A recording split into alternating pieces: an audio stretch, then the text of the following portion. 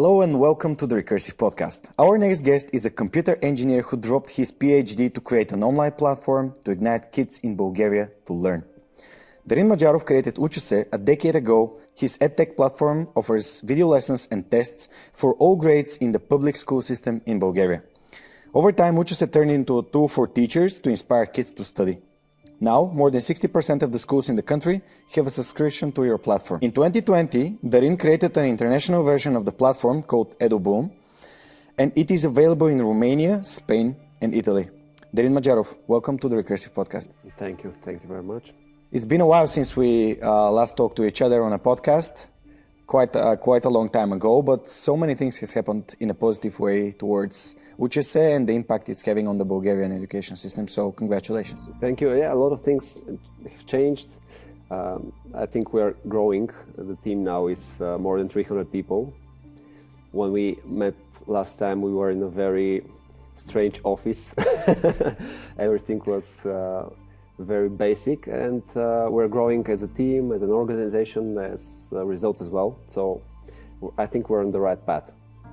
Yeah, before the conversation, we were talking about how we entered the place where we recorded our meeting last time, through your conference room, through a terrace, into a room where no one knows it's there, so people were constantly coming to talk to you. So you found a way to have your solitude and work on the videos, which you were recording at that time.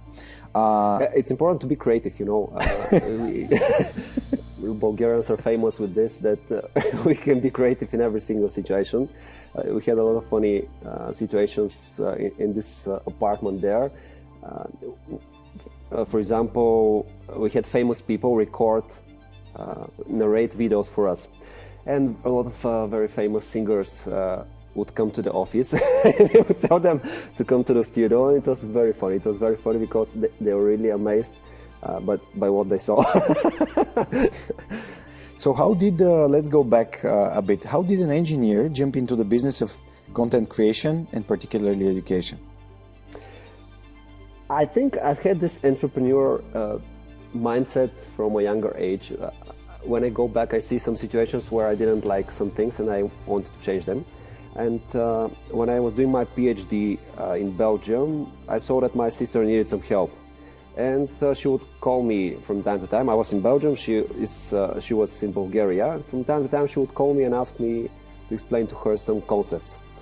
And I asked myself, okay, how is this possible? Because she always has perfect grades, but some basic things would slip from her mind.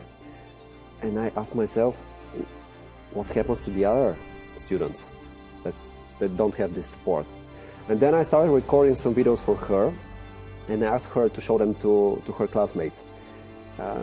She did that, and they started writing me on Facebook. Dude, these videos are amazing. For the first time I get the concepts here. Please go on with history videos. I'm telling them, come on, wait a second. I can do it in maths, in physics, biology, chemistry a little bit, but that's it. And then I saw that they really need this help, and I started recording videos and uploading them online. And then I saw that from time to time, people from other cities would come to the website and start watching them. So I saw that they spread the website from word of mouth. And I recorded around 300 videos myself. And at that point of time, a lot of people were already in the website. Everything was free. They would come to the website, watch the video, and then go and have perfect grade at school. And they started getting mad at me because I couldn't keep up with the tempo. They were really mad. Come on, you promised to do this video for 7th grade. You didn't do it. I have a bad grade because of you. I'll kick your ass and stuff like this, really. And I saw that they really need such a service. And I decided, well, this is the thing that I want to do. I have always wanted to come to Bulgaria and do something special here. And that was it. Then I decided to quit my PhD and come back to Bulgaria to really do it in the best possible way. It's very interesting that for 2 years you have been creating free content on Ucha.se and then decided to introduce a subscription model. It was a tough decision to make, But as you've mentioned in some interviews before, that otherwise it would have been the death sentence of Ucha.se. So can you tell me about the moment that you realized, okay, we need to go subscription, or we need to have a revenue to grow or to create even better content? I knew that this was the only chance, and I realized this the first year since the beginning. In the beginning, we had an investment from investors, but they were constantly asking me, "Come on, how is this gonna make money?" And I was telling them, "I don't know. We'll see. The most important thing is really to build the content now, and then we'll find a way." And we put the things on the table with donations, projects. Some money from European funds, stuff like this. And it was all bullshit. The only thing that would be sustainable long term was really to have a business model in which if the users like the content and we deliver value to them, they would pay for the service. And then we knew that this was the only option, and we did it. We were sincere with the users. Quite earlier, before we launched the paid service, we announced it to them. And most of them, they said, well, okay, let's see what's going to happen. We managed to convert 17% of the free users to paid users, which was a success. Of course, it was not very easy emotionally, because you know that this is the only long-term sustainable solution, and you know that you're going to piss some people off. But in this situation, we have to be tough, and in the long term, people get convinced that this is the right way. So it was an easy solution because it was the only one, but it was a little bit tough emotionally. I expected it to be worse, to be honest. I was prepared for for people really to hate me long term, but it was not that much. People turn out to be practical in these situations. Yeah, it's interesting that here in Southeastern Europe, and particularly in Bulgaria, we had this free mindset, which was regarding free software, free music, everything is free. And because I'm in the same field of work, creating content, and when I started saying that I'm doing a podcast, for example, people are like, no one is going to support a podcast or give money for it or anything like this. You were in the same situation, but in a way, the mentality, the culture shifted. People started giving money for things that they really like, and they were professionally made, and they were useful and helpful. So paying became investing in a way. Definitely. It's a cultural mindset, and throughout these 10 years, I think, I'm not sure whether we were the first ones that convinced people to pay for education online. You can check that. But for sure, we have contributed to this path where creators can do something valuable and ask for money. This is quite normal, but it's a mindset that takes time. It is, absolutely. You're in the same boat, so we work towards that. Absolutely. And I think that when the kids are told that they have this subscription for something useful that helps them get better grades, but not only, just to understand concepts that are quite hard to be thought in an understandable manner, then they value it, and then they can value and look for ways to keep improving further. So you mentioned the negative feedback. How did you and the team manage it? How was there some kind of what was that dynamic in the team? Okay, guys, we would need to switch to subscription. Were there any fears or doubts or things that you managed to go through because you were a team? A few weeks before we announced the subscription, we got together and we tried to play in our heads what can happen so that we get prepared. We had a very big list of questions that people might ask us, and we tried to really see what different situations can be. And we had prepared for everything. I would say nothing surprised us, and because we for a few weeks already we have been playing this in our heads. When the moment came, it was very, very normal, quite normal.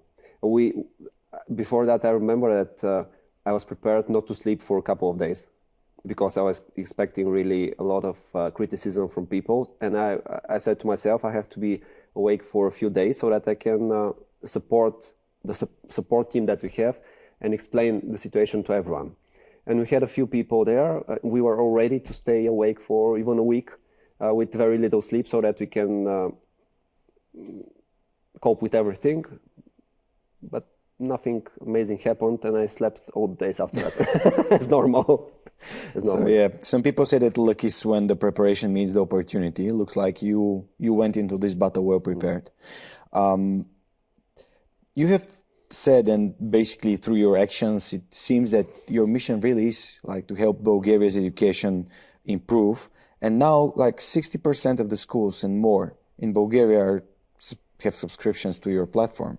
So how do you get into this like way of thinking, and how do you present the platform as a tool that can help regular schools?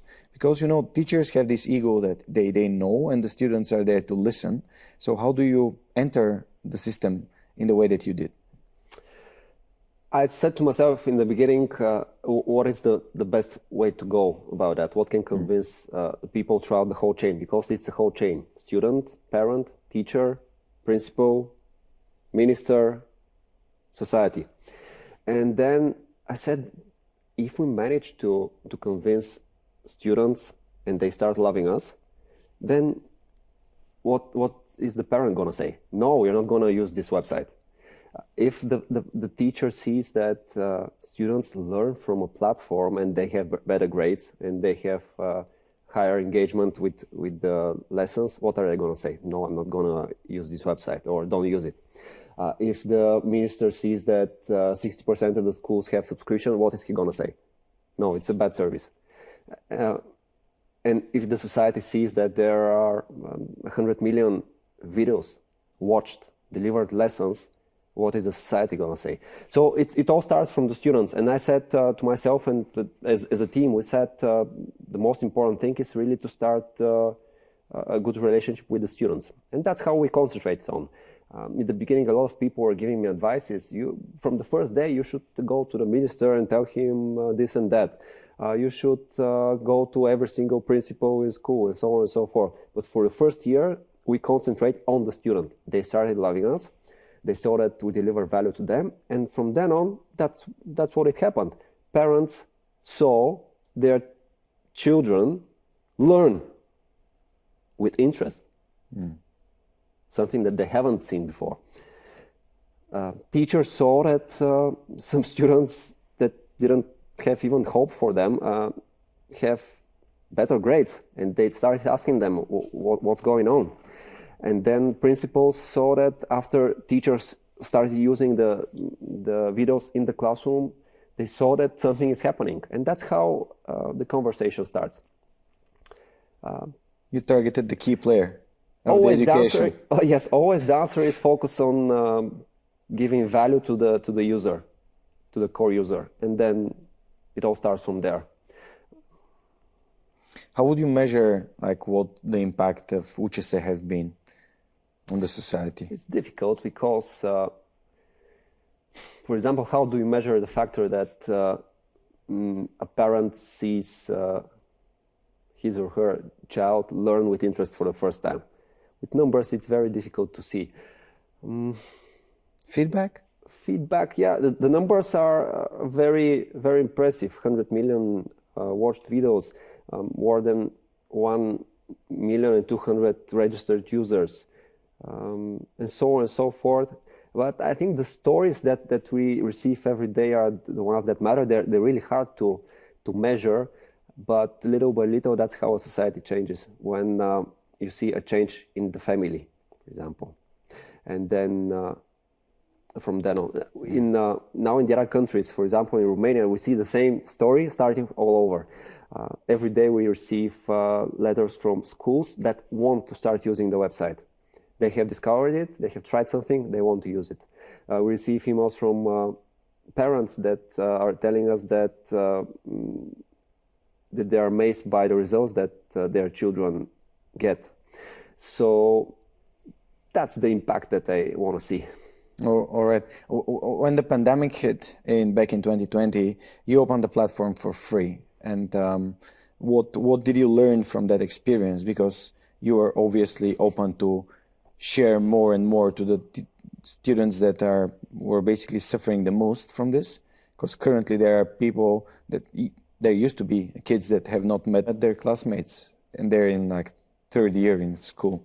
So what did you learn from this experience? It was not pleasant for anyone. A lot of people think that it was a moment which boosted our growth and so on and so forth. I don't see it this way. Even before COVID, we were growing at a very high speed. When COVID came, we opened the website for 2 weeks. Before that, we had 800,000 registered users. For 2 weeks, we had 200,000 more. It was really madness. But the whole COVID thing with the online learning only was not. It didn't accelerate our growth much more than what we did before. Even I think that at some point of time, after the initial madness, students, they saw that they don't have that much pressure to learn, because it was some strange situation in which they didn't have that many tests. They didn't have to prepare that much for school. And at some point of time, students started realizing that it's a softer period in which they don't have to prepare that much. And they started using the website even less and less, and they started learning for school even less and less. I can clearly see the difference when students go, when they have to go to the classrooms the normal way, the traffic increases, and when they're home. It's counterintuitive, but if you think long term, when students are home with online education only, they start losing pace. They don't have that many tests. They don't have the pain for school. Mm. So what you're saying, what I understand from it, is that school keeps students accountable. Yes, and when they go the normal way, they have a much stricter program with a lot of things that they have to do when they're in the classroom. Otherwise, it's more or less, let's finish this thing, and then when school comes to the normal way, we'll continue. Yeah. I'm not saying that people didn't do their best. Of course, they did their best, but it's not the optimal way, and everyone sees that. Yeah. So another thing that came out of COVID was this call that you get from Romania, that they were absolutely not prepared, or not as good as Ucha.se was prepared for this situation. So did this, in a way, happen because of, I like to consider it when you give something, the universe gives you back. So do you think there is a connection between giving to the students and then universe saying, okay, Ucha.se, here you go, another opportunity for you? Maybe it was this way. That's how I see it. We try to give as much value as possible, and then the opportunities come. When you're open-minded, you see them. When you are not open-minded, you don't see them. In this situation, I received a call from one of the top CEOs in Romania, and he started asking me what are you going to do in Bulgaria during this COVID situation. And I said, well, more or less, it's a normal situation. People have been using it even before, websites like Ucha.se and similar ones. And yeah, it's a bit stressful, but teachers are going to do their best. And on Monday, they're going to start, and he cut me off. Stop it. In Romania, we don't have anything here. Come on, let's do it in Romania. Then I couldn't believe it. In a few days, we talked with our team and we did a research in Romania, and we couldn't find almost anything. Then we started looking into other countries, and somewhere we found some things. In other countries, we couldn't find almost anything, and then we saw that in Bulgaria, as I described it, it was not the most successful thing, but in other countries it was disaster. For example, in some countries they didn't have online education as a substitute. they had vacations because simply they couldn't adapt. And this was the second year, not the first one. So Bulgaria turned out to be one of the leaders with this online education in Europe. And I could say that we are in top 3, top 5 of Europe. I see this because in a lot of countries they didn't have almost anything.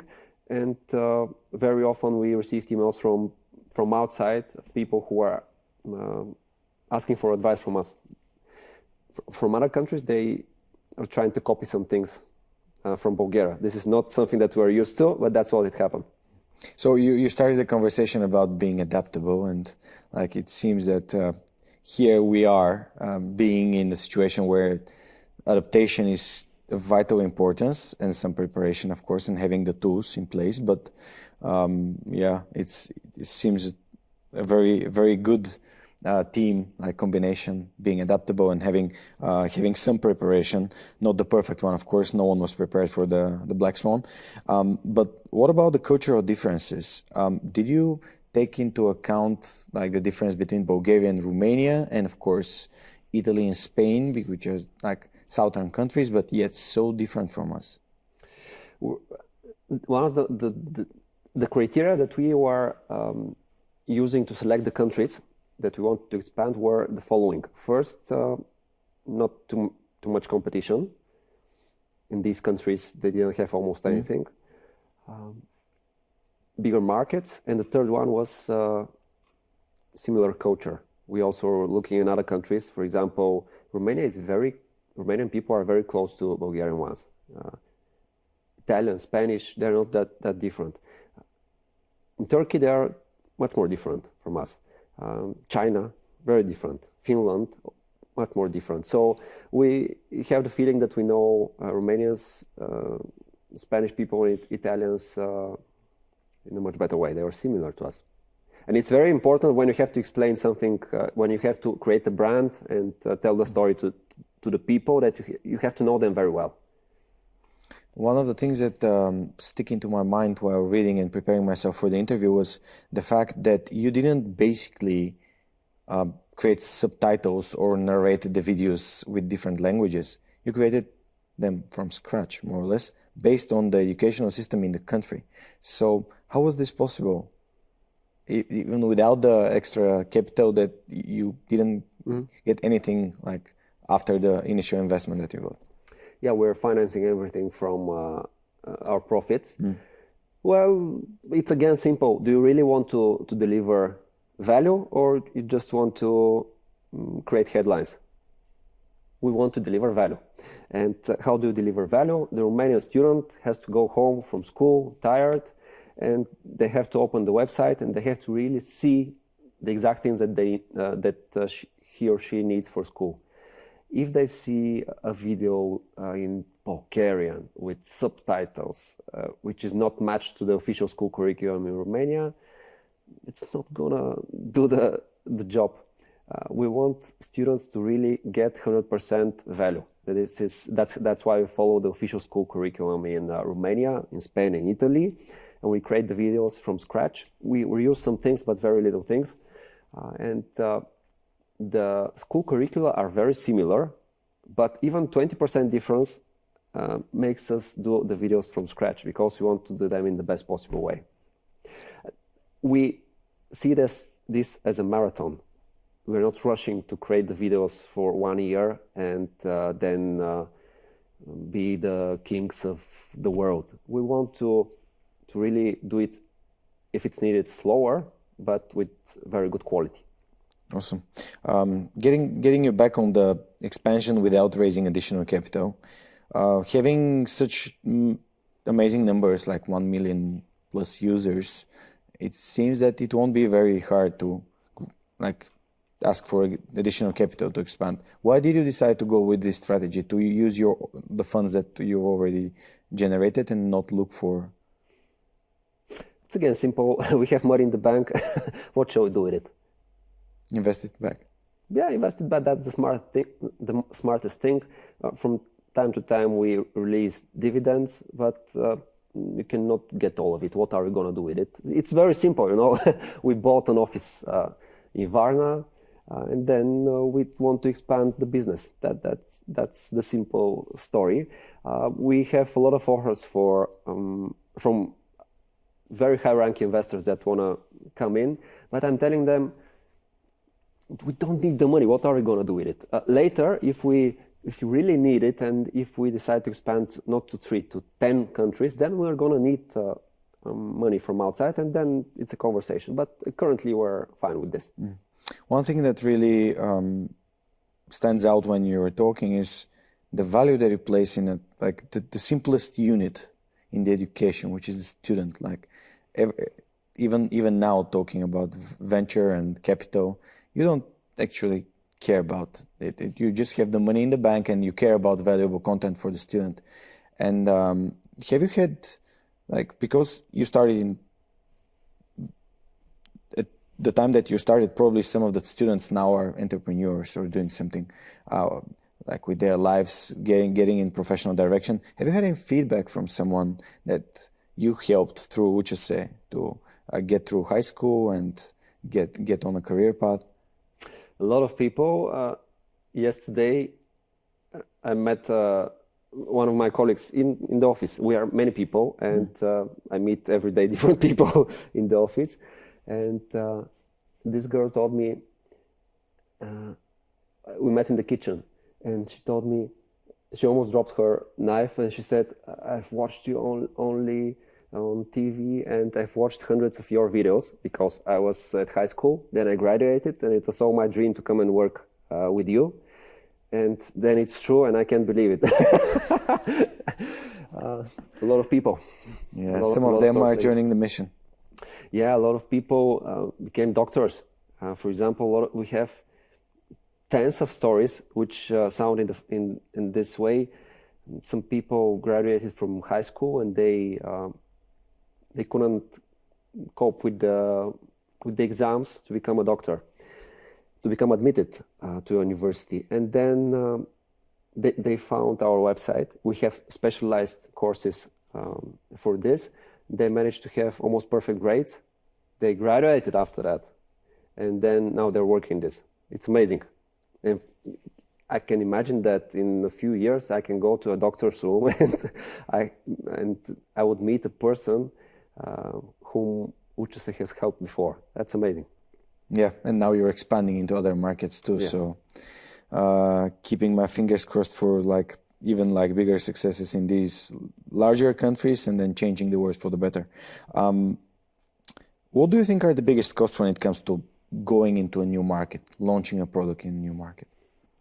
For us, it's going to be marketing, because in Bulgaria here, we could rely a lot on my story and my personal engagement, interviews, and so on and so forth. Until now, 10 years, maybe we have done 200, 300 interviews, all of them free. I don't remember a single time where we have paid for an article online or an interview or appearance on TV spot, or so on and so forth. In abroad, you don't have that, and you have to pay for all this. And that's going to be the most, I think, challenging thing for us. Because in terms of content, we know how to build it in a very professional way. It costs a lot, but I think marketing is going to be much more. Awesome. Prior to pandemic times, you had an idea of building a physical school. Why did you decide to go from the digital, where everyone is heading to, back to the physical environment where people go to study, like where kids go to study? First, there's an amazing shortage of good schools in Bulgaria, and I think all over the world. And second, I think the future of education is not only online, not only physical, it's a combination of both. And we feel that if we create a school or many schools, we can really combine the best parts of it all. And third reason, all my friends are asking me, come on, please do a school. I want to send my children there so that you take care of them. What's the status on this? We put it on pause because COVID came, and we said now is the chance really to start expanding. after this story with the Romanian call. Then we said, now is the chance. School can wait a couple of years, but there's no waiting time for expanding. Now is the time. I know you're very keen on sports. How do you see the sports in the activity of the school, in the future Ucha.se school, for example? One of the most important things. I think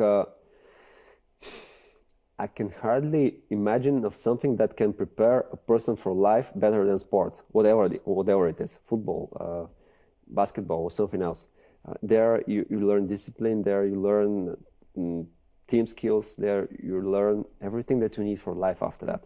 And now when we're doing business, I see that everything that I have learned before from sports, it's all the same here in the business. The same rules apply. So I think this physical activity at school lacks a lot. Mm. And it seems that like you value sports, of course. Are there other values that you adhere to? Are there things that are important to you and there are no compromises with them? For me personally? Yeah, as a leader of an organization like Ucha.se, for you personally as the face of the organization, and your story is the face of the organization. Yeah, we have values. So we have values there. You don't change these values. That's from the beginning of the organization. The first and most important thing is we really want to see people in the office that see this as their mission. Education and helping others to be something that you value so much. If you don't have this, it's really hard to work 20 years in education. And we see this as a marathon. We see this as our lives, actually. That's what we try to see in people that we get on board. Second thing is people to be proactive. It's very important because, especially now when we are 300, it's an enormous organization. And I see maybe 20% of the things that happen in the company, of the problems as well. And if people are not proactive, these problems will not get solved. So you really want to get on board people that proactively would find and solve problems. Third thing is discipline, in terms of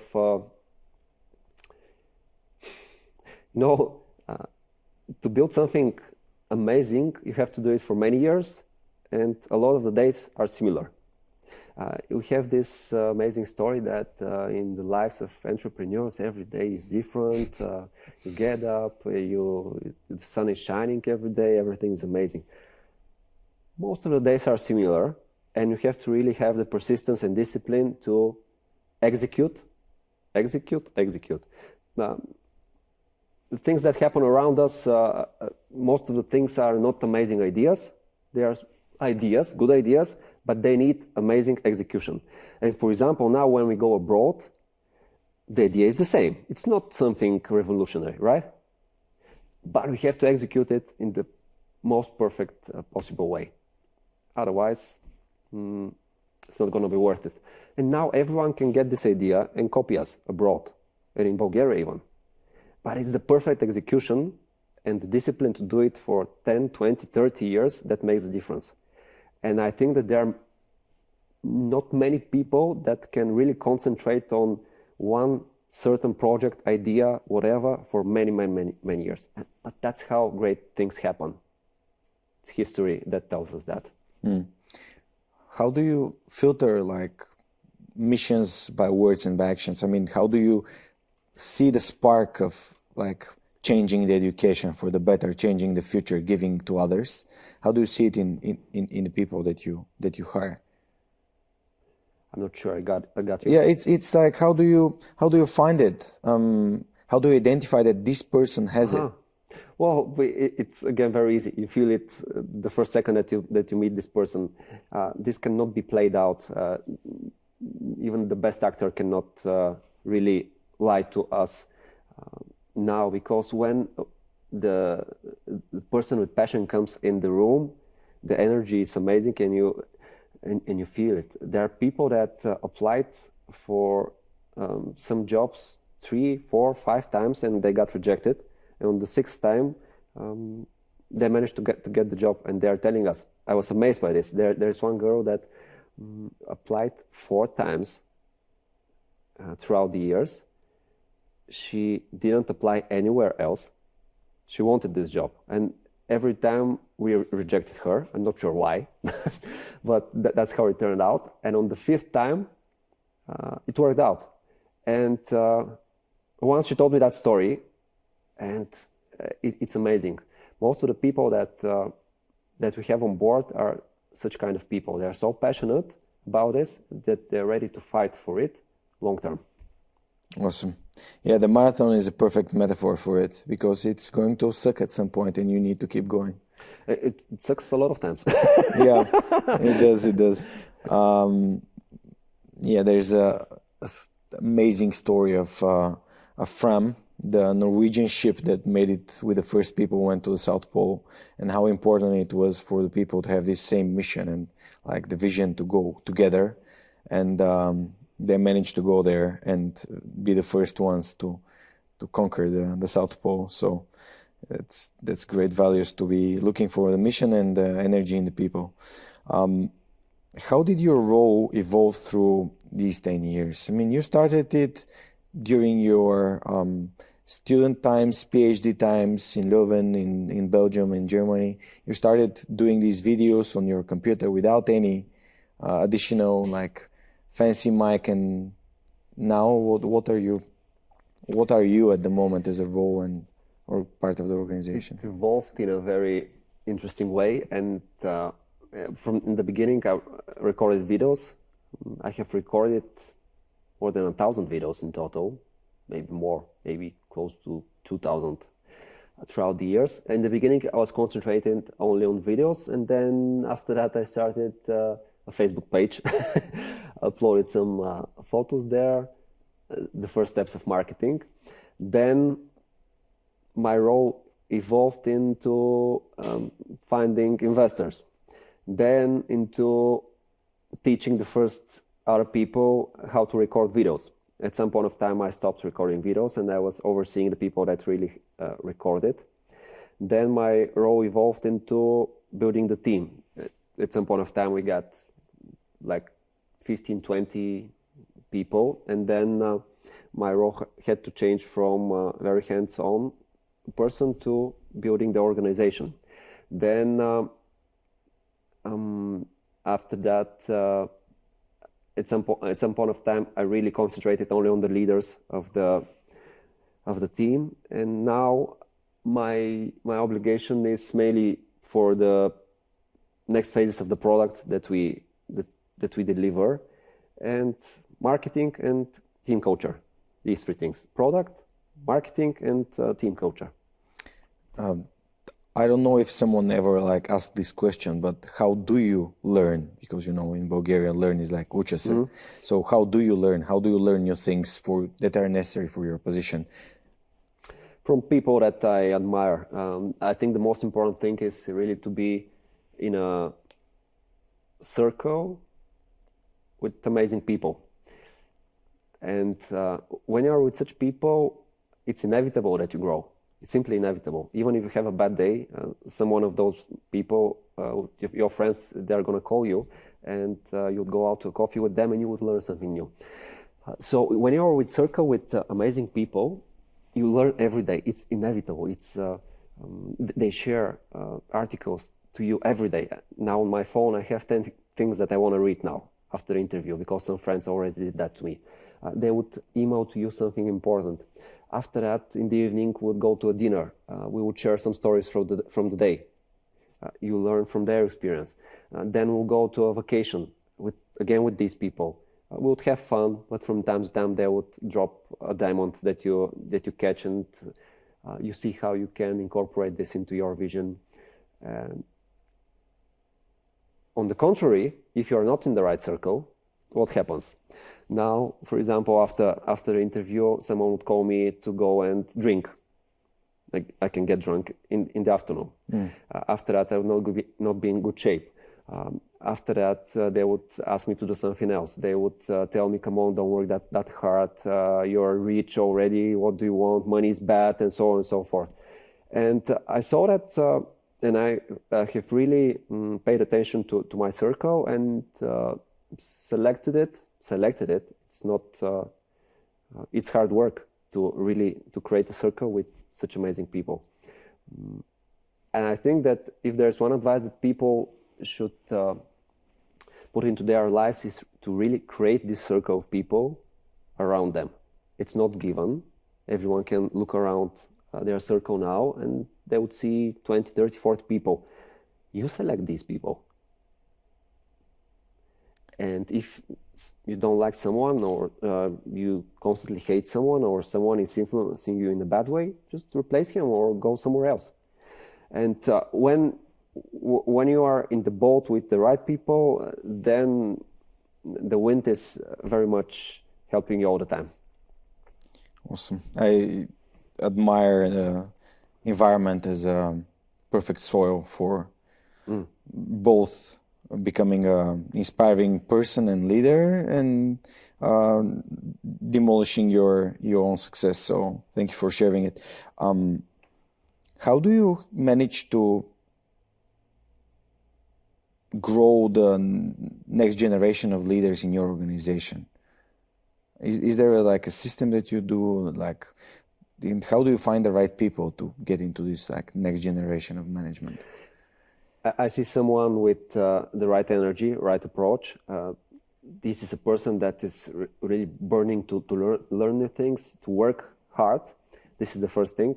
Then I check whether education is their mission, lifetime mission, and then I'm close to them for a very long time because they need me in the beginning.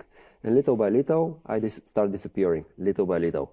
It might take a few months, it might take 1, 2, 3 years, no matter how long it takes. But I have to be close to that person, help them so that they grow. That's what I do. And that's how we have developed quite a few very good leaders that have grown from inside the organization or also people from outside. I think this is the recipe. And how do you raise the leaders from inside the organization, or you look for them outside of it, or you have no restrictions whatsoever? We have both occasions, but from what I see from inside of the organization, we have much more success with that, because these are people that have proven themselves as hard workers, as people who value the mission, and then you have to be close to them. They have to have this leadership potential. You know, when the leader comes in the room, you know that. You believe in the power of the charismatic leader who can make people follow them. And how did you become one yourself? I don't know. When you're passionate about something, when you're passionate about something, whatever it is, music, business, sports, whatever, you can think of many examples.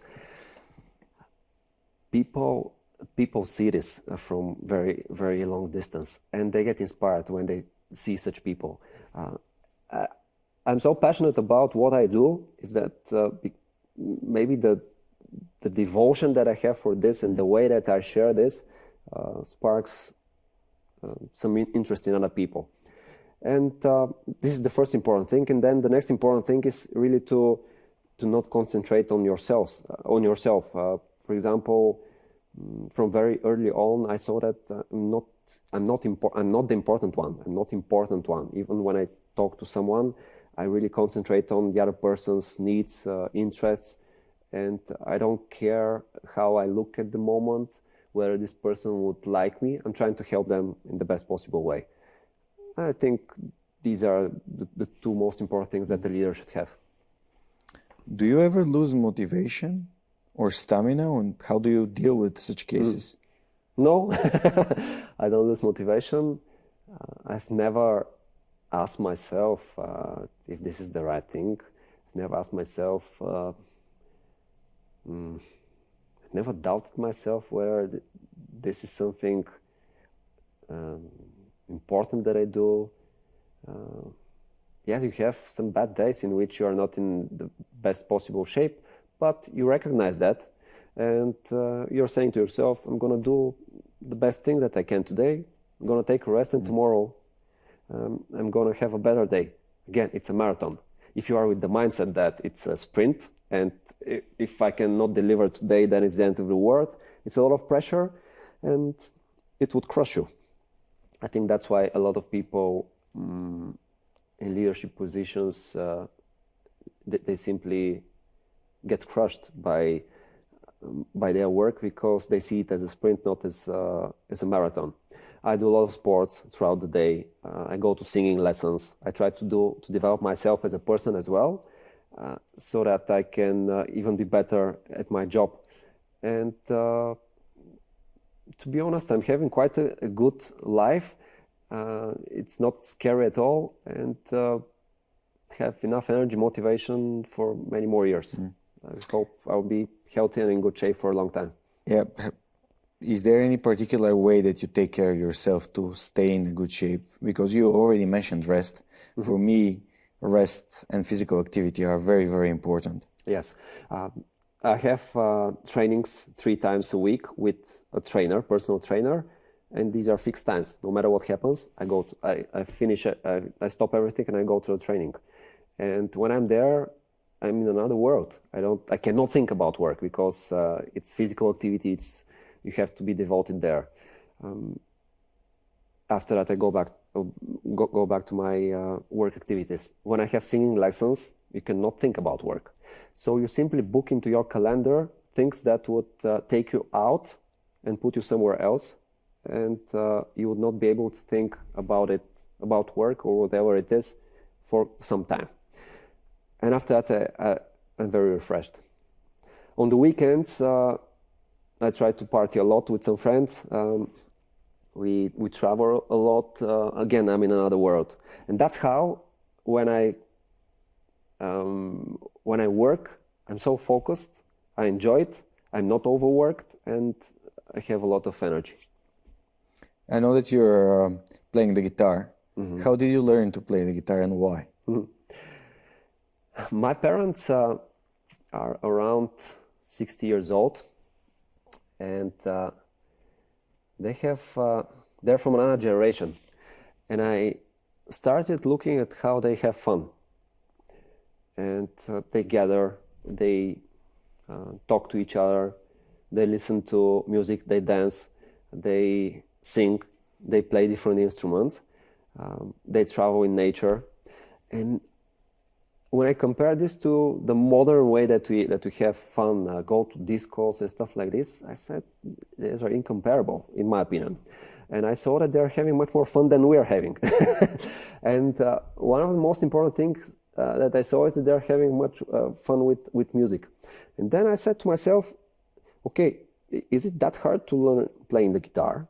A lot of people had told me before that I'm not talented, and I knew this, but let's see. I bought a guitar, I played some YouTube videos, I went to a few lessons with a personal teacher, and I saw that it's not that difficult. In a few weeks, I could play one of my songs. And then I said to myself, okay, is it that difficult to learn to sing? Obviously, now I cannot sing very well. I record myself, it doesn't sound that good. And then I picked a personal trainer, went there, and for a few years I've been practicing already, and it's an amazing progress.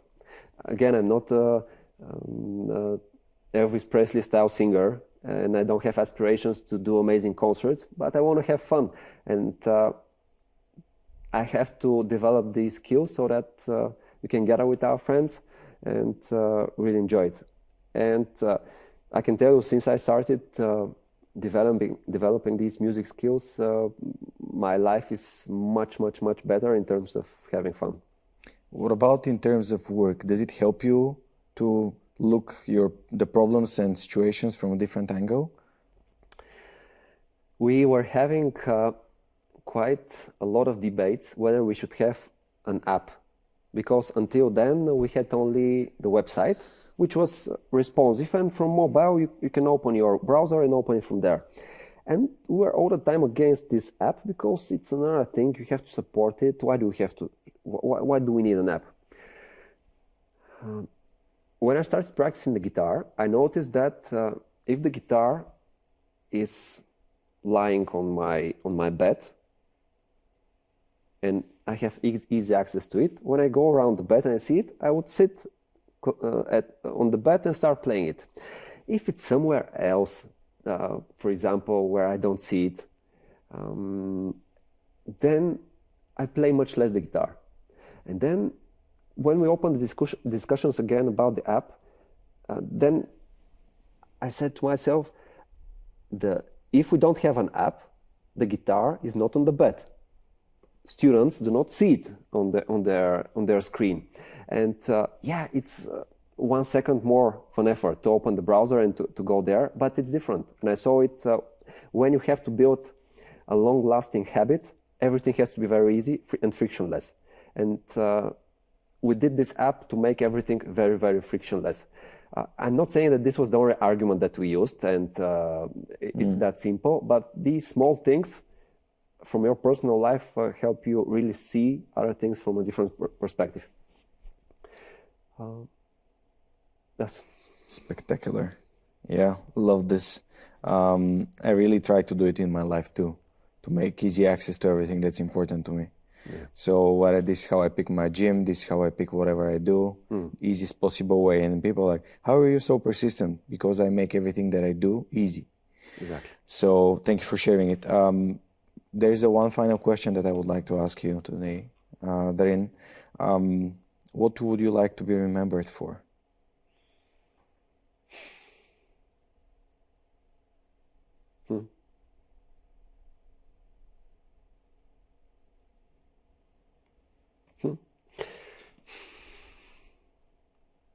As a person that had really happy life. It seems to me that a lot of people have very, very rich life with a lot of things happening around them, but they're not that happy. And it's quite an effort really to construct your life in such a way that you enjoy it. For example, now I can construct my life in such a way that really it's only work. And in the end of my life, sitting or lying on a dead bed, what are you going to say to yourself? You only worked, okay, you delivered 10% more, but you didn't quite enjoy it. I want to enjoy my life and really even to be an example for others that you can really have the job of your life, the circle with friends of your dreams, really to have fun, to go to parties, to travel a lot, to have very good family, to have amazing relationships with parents. I try to be good in all these things. They're the ones that are very important to me. And every night when I go to bed, I have a checklist in which I tick whether I contributed to these things in the day. And these are the followings. Did I deliver at work? Yes or no? Was there a lot of laughing throughout the day? Again, a tick. How were my relationships with my wife? Did I do something for my body? Did I do something for my mind? And did I have sex? It's important, isn't it? It is the important. Yes. So you're now you can check the laughing part. So. Yes, that's it. Thank you. It is very funny because I still haven't had sex, but there's still a lot of time. There is, at the end of the day. So hopefully, it is. It's like early afternoon. So we started the day with this particular sexual joke here in the morning. So what goes around comes around. So here you are at the end of our last conversation for the day, delivering this. Yeah, it is important for everyone, for happier couples and lives. So, Darin, thank you very much for being with us today. Thank you for being on the Recursive podcast. Thank you very much as well. And I wish you and your mission global, not only European, but global success. And thank you for making sure that the kids and our future is growing up in a better educational way. Thank you very much for the support. I really feel it, and I really feel it, really. The support of the people around me, and it gives energy. In the difficult times, it really gives a lot of energy, and we'll do our best really to make a Bulgarian educational product as one of the best ones all over the world. And I would like to thank you and the team as well for spreading this information to other people, because now maybe 10, 20, 30, 40 people would watch it, or 100, no matter how many.